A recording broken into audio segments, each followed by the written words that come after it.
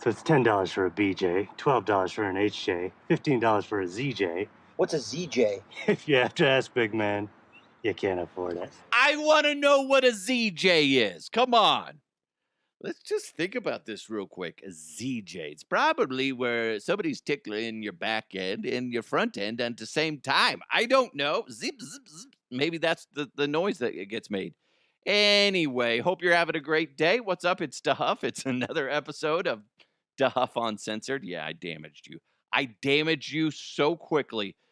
Make sure you hit that subscribe button if you haven't done so already. And remember, today's show is presented to you by High Society Cannabis Dispo and Lounge. And of course, Bet Online.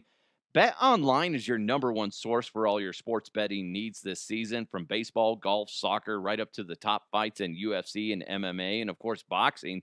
Every stat, every matchup, even live odds and spreads while the games are being played. And when the game's over, head on over to their online casino and get in on the game of blackjack or poker. You could even unwind with one of their over 150 slot games. Oh my gosh. Head to betonline.ag right now to get in on the action. Don't forget to use promo code BLEAV. That's BLEAV for your 50% welcome bonus on your first deposit. Bet Online, the game starts here. A lot going on this morning. As I do this, I say this morning, it's actually just afternoon as I'm recording this. And what's funny is I started to record, and then my wife starts texting me. She's like, "What do you want for lunch?" And I'm like, doesn't matter, whatever. And then like I go to start recording, and then all of a sudden it's another text that says Wendy's question mark. I'm like, fuck, hold on. Okay. So I respond back. I was like, yeah, that's fine, whatever. And she usually just orders for me because she knows I'm not picky. I'm not picky like her. Holy God. So I was just like, yeah, whatever. And then I start to record. I'm like 2 minutes in, and she's like, what do you want? Like, I don't know, a Dave's double and French fries. How about that? Cool. I appreciate her getting me stuff. She's gonna deliver it as we're going through this. I bet. But it's just funny because I'm like, I don't care. Just get me whatever. I'll shove it in my face, eat it, enjoy it, and then move on. Speaking of, it's funny because I was gonna do headlines, but I have so many random headlines, and I'm like, you know what we haven't done in a bit is do some rapid fire. Why does it hurt when I pee? It's rapid fire. Say hello to my little friend. You ready? Oh, wait.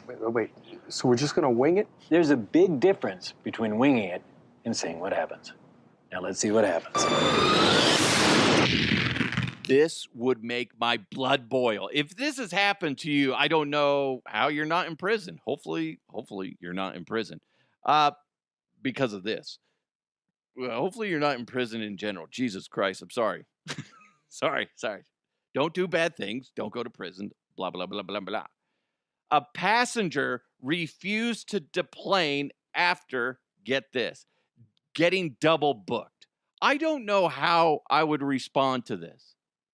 If I bought a ticket, like in this guy's case, he bought it like a couple months ago. He's like, I'm going to get on my plane. And then shows up, they get him on the plane. That's where I'm like, how does that even happen? Shouldn't they have stopped him at the gate, be like, whoa, hold your horses, partner. You're going to have to go talk to somebody else because we're essentially kicking your ass off. How'd they let him get on the plane?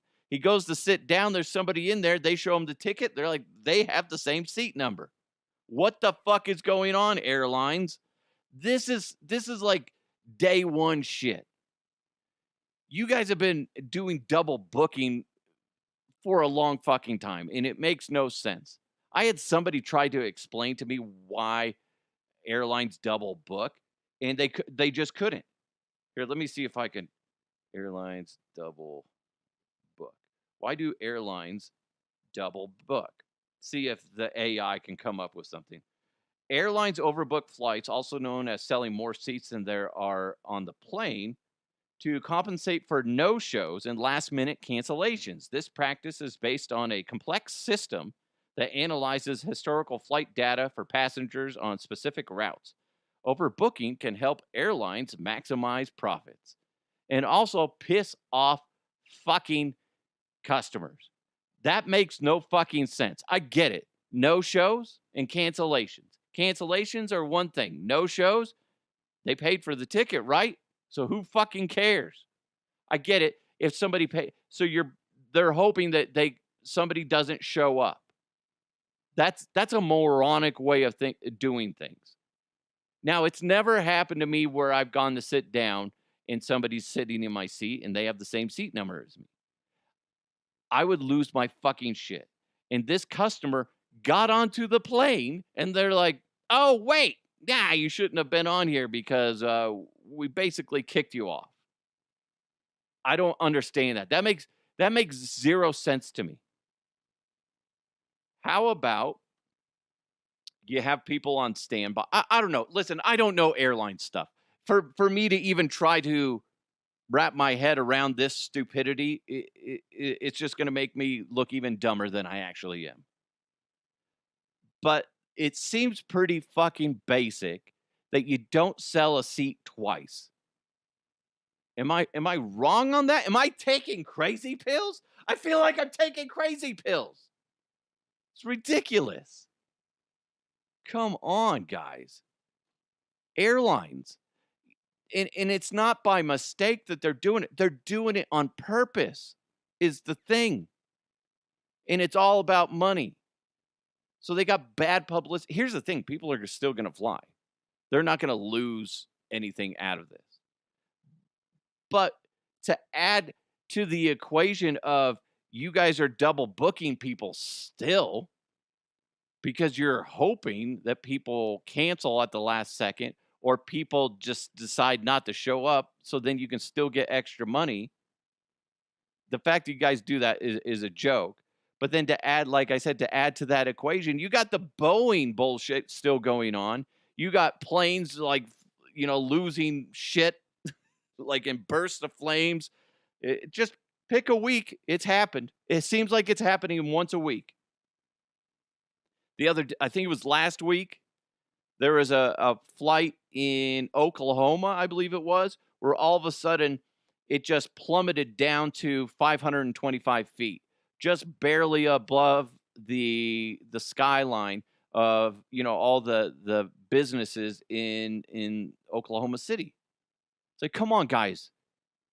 What the fuck is going on with the airlines? The double booking is ridiculous, and it's a slap in the face of customers. And that's one thing. But then the whole Boeing thing, which, by the way, it's fascinating to see the people that defend Boeing. Like, oh, that's just media hype. I don't know. Don't think it is. Is it media hype when you have doors falling off, the plugs on the body of the plane where they put a plug in there because they decided not to put a door there, and the plug flies off on the Alaskan Airlines. You got all these other things just happening where engine covers are just flying off. You're having planes do emergency landings, emergency turnarounds. All these things are happening. You have the Honolulu flight that happened where they plunged down to 400 feet before, thankfully, the pilots were able to recover before it just decided to crash into the ocean. These are all Boeing things, and I'm missing a lot of them. It's absurd. There's some wicked shit going on, and now the governments are trying to decide, do we take legal action against Boeing? Because there's something funky going on. Oh, and don't mind all the whistleblowers are getting fucking offed. My goodness. Bad time to be in the airline business. Holy shit. It's just getting worse and worse and worse. But the double booking thing needs to stop. Come on. That's absurd. Oh my God, I'd be fucking pissed. Imagine if you had somewhere really important. Listen, if you're getting in on the flight, you have somewhere important to go. I mean, don't assume somebody's just like, "Yeah, I don't know, I was bored. I figured let's just fly across the country. Why not?" Nobody does that. If they do, they're not going to be on a, Frontier Airlines or whatever. They're going to be on a private jet. So annoying. Screw you, airlines, for doing that. But we need to make more money. Well, don't know what to tell you other than go eat a bag of dicks. This is the headline that popped up. I drank my bestie's breast milk because it was on my bucket list. What kind of sick fucking bucket list do you have? And I want to see it. Holy cow. Let's see. Drink my best friend's breast milk. Check. And now get shat on by a cow. Okay, that's on next on my bucket list. What is wrong with you? Why? That's if you don't have the bucket list in there, okay, maybe. Listen, I've taken a lick of breast milk. I did. When my son was born, we adopted, but we still wanted to give him the nutrients of breast milk, and we had a friend that had some breast milk that was frozen, and she let us have it. And when I heated it up, got it ready for him, I was like a little cat, got a little saucer, and I was like, meow, meow. That's what I did. Yeah, it was great. Then my wife comes in, she's all, "What are you doing?" And I'm like, "Ooh," and the milk is dripping down my face. I was like, I just wanted to know. I was so curious. I mean, it's healthier than cow milk. Now, the dairy industry will push back on that and say, "Oh no, that's adorable. No, drink our milk. It's better for you. We fill it with a bunch of antibiotics and snot from the cow and mucus, blah, blah, blah, blah, blah." I don't know. I'd rather listen it would be weird if they had human milk on the shelves at King Supers or Walmart or wherever. It would be weird. This one comes from, it's kind of describes the cow, not the cow. Jesus. That'd be fucked up. But it describes the lady that it came from. You're like, this is a redheaded white woman that lives in the Bronx, and she's got quite the attitude, but she's a very healthy eater. Right? Well, like, it would just be weird. It'd also be weird if they had like milking farms for, oh, God. Anyway, that's a weird image, and I apologize for putting that in your head. There's like a row of ladies juicing out their milk. Their milk. Although that I feel like that would be a good gig. How was work today? I got a couple gallons out of these babies. All right, finally they're paying off. Paying off. Well, I just offended and pissed off a lot of ladies today, and I apologize. Good news is I'm only not even halfway through the show. Not even halfway through the show. A woman is suing her boyfriend after he decided not to take her to the airport. This story is like a week old, but it's still lingering around a lot of websites. And it's because she wanted him to take her to the airport, but he was being a dick about it and didn't want to take her. And then she ended up being late to her flight, and she missed her flight. And now she's like, "Fuck you. We're going to break up, and, I'm going to sue the fuck out of you." Don't rely on other people. Take action into your own hands. I get it. He probably alluded that he was going to take her. Then at the last second, he's just like, "I don't really like her anymore. So, I'm not going to take her to the airport." What a dick. That sucks. I don't know what to tell you, ma'am, but that's not sue worthy. Maybe in the United States, I guess you could probably get away with it. Yeah. But that's a bit of a joke for the legal system to accept that as a lawsuit. Fuck you, lawyers that are accepting, lawsuits like that. He didn't take me to the airport. Then I was late and I missed it. Well, let's sue him. As they're sitting in the back quarters, smoking a cigar, feet up on the desk. Smells like cheap perfume and bad decisions in there. Classic. Allegedly. A 20-year-old Northern Ireland man broke a sensational Guinness World Record. What a dumb headline, but funny. By assembling a Mr. Potato Head toy in 5.15 seconds. I watched the video of this. A 20-year-old man was so excited, he jumped out and was like pumping his fists. Like he just accomplished, turning air into water or water into wine or, dolls into sex slaves. I don't know. Something like that. He's just like, yeah, I did it. I did it. Like, you put a Mr. Potato Head together really fast. Good for you. It makes me wonder, how sad is your life that that's what you spend your time doing? I got a Mr. Potato Head. Let's see how long it takes me to put together. And like, who noticed it first? Like, dude, do you see Carl over there? He is fucking fast at putting Mr. Potato Head together. Well, this is in Ireland, so they're like, did you see Toad over there? Look at how fast he's putting together Mr. Potato Head.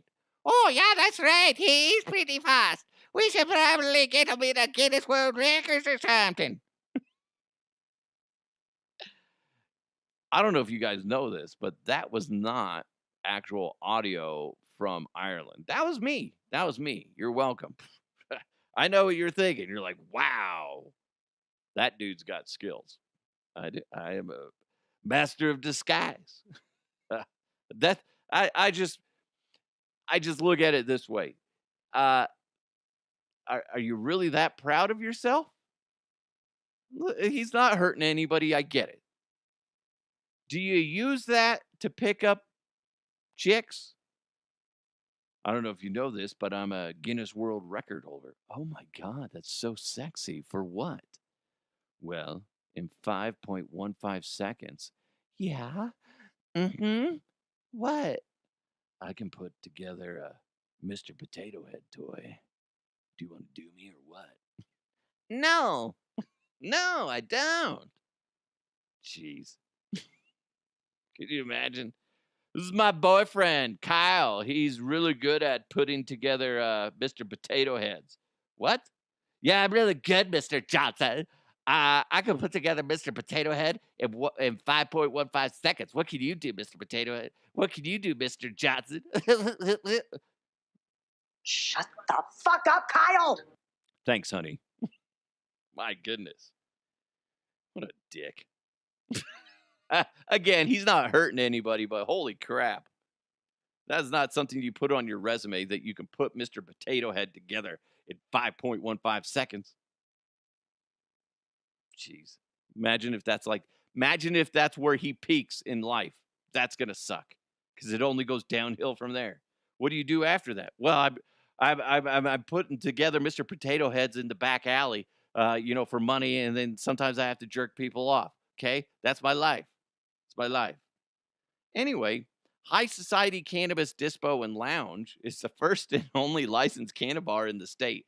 Boom, seamless transition.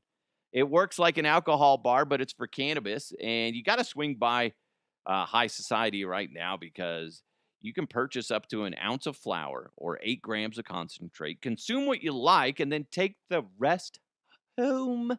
How cool is that? High Society has something for everybody with a wide selection of flour, like I was saying, pre-rolls, concentrates, and edibles, and they provide everything you need to consume it with. High Society also has like 7 big screen TVs, so when you walk in there, you can watch your favorite sporting event, maybe even host a watch party. It's really cool, really chill, just a fun place to be. You can also rent Nintendo Switches. They got tons of free board games, playing cards, coloring books, dominoes. And of course, they have a quarter arcade that is just awesome. They got pinball machines, vintage Street Fighter, Mortal Kombat, and more. You got to go check out High Society. It's such a cool place. They're open daily from noon to 10. Happy hour runs from noon to 4:20 Monday through Friday. High Society Cannabis Dispo and Lounge. It's just 9 minutes from Coors Field. Open noon to 10. Got to be at least 21 or older to consume. No outside product needed. Just buy it there. High Society is at 7667 Washington Street. Just GPS to High Society. A woman in Japan is suspected of violating a traffic law for riding an electric suitcase on the sidewalk. I think that's funny. I know it'd be annoying. I know it'd be annoying if you saw somebody zooming down the sidewalk on an electric suitcase. But better than being on the street and then just getting your ass run over. Depending on the busyness of the sidewalk, I guess. Because if I'm walking along, all of a sudden some dickhead just runs into the back of my heels, oh my God, I'd be pissed. But the reason kind of what popped in my head of why I wanted to talk about this is when I worked at the radio station a long time ago, Alfred Williams worked with us, and I think it was like Bud Light or somebody dropped off this cooler that had a motor attached in a steering wheel. And Alfred Williams, former NFL defensive end, I don't think he played linebacker in the NFL, but just a big dude, just a joy to be around, just a contagious laugh. But that being said, he got on that thing and was riding it all around the studio, all to the other studios, and he drove it all through the sales area. Like, he was just all over the building in that thing. And he's this big dude who's like 6'6", 200 some odd pounds, just a big football player, right? And he's just like giggling, riding around, running up on people, making noises like beep beep, get out of my way. It's so funny. So funny. So as I knock over my water. So that's what popped in my head. It was just like Big Al doing that. But I've seen people, well, it's kind of annoying when you get people on the road, like the actual road, that you're like, dude, you shouldn't be on the road. You're going to get hurt. I've seen people on electric scooters that can barely go 20 miles an hour. They're in a 45-mile-an-hour zone. I'm like, Jesus, dude, you're going to get your ass ran. You're going to get smushed. You're going to get smushed like a fucking mushroom in Mario Kart. I don't know why I said that, but you know what I'm saying. But that's what the thing that popped in my head. It's also like there's a kid on this block that we live on, and he's like maybe 7, and he has this like little motorcycle that he cruises up and down, and I'm like, I mean, it's not my kid, but I'm like, dude, I've told the kid, I was like, you need to be really careful around this area, especially, certain part of the street. And I'm like, dude, some people are crazy. And he's just like, okay. And he still does it. I'm like, oh my God, poor kid. I tried. I can only do so much. Oh, so scary. But just have that image in your mind of a giant former football player riding around on a little electric beer cooler. So funny. An influencer, this is so ridiculous. An influencer contacted by 5,000 single men after she posted boyfriend application on her account and then decides to reject them all. They're not what she's looking for. What the fuck do you expect? Who do you think is going to respond to that? Guys that she's probably not actually interested in. She's just doing it for attention. I'm not even going to say her name. How about that? How about them apples? Okay? How about you just meet somebody the old-fashioned way? Grocery store, a bar, McDonald's. I don't know. Somewhere else. Real life. Quit trying to be like, I'm just going to do a social media post and they have to apply to me, be my boyfriend. You're going to get what you get. Okay? It's kind of like when you underpay your employees and then you're shocked that your employees suck. Well, you get what you pay for. Same thing with this. What kind of guys do you think are going to apply for this? Guys that are creeps. That's what. Now, if you're one of those people that applied, sorry, sorry, but it's true. Would you ever apply for that? Like if some lady's just like, "Hi guys, I really want a boyfriend. So here, fill out this application." Would you apply for that? I mean, how horned up do you have to be? I don't get it. Don't get it. Hey, real quick, I posted this on all my social channels, and it's kind of interesting. The state of Colorado issued $40 million worth of toll weaving tickets in the last 9 months. And I believe only 16 million of that has actually been paid. And if you don't know what toll weaving is, it's basically where you enter a toll lane in a non-designated entry point, and you don't exit at a proper exit point. $40 million. Now, what's funny is my wife just did this, like a week or two ago, and she got a ticket in the mail. If you pay it immediately, it's $75. If you wait beyond a certain point, it's like $150. That's what pays for the toll maintenance and whatever is these fees. So I don't know. It's crazy. I mean, you break the law, you got to expect to pay the consequences, right? That's the way I look at it. I know a lot of people are like, "Well, fuck that, man. They shouldn't be ticketing people." Don't break the law. I'm always shocked the amount of people that defend DUIs. Like, don't drink and drive.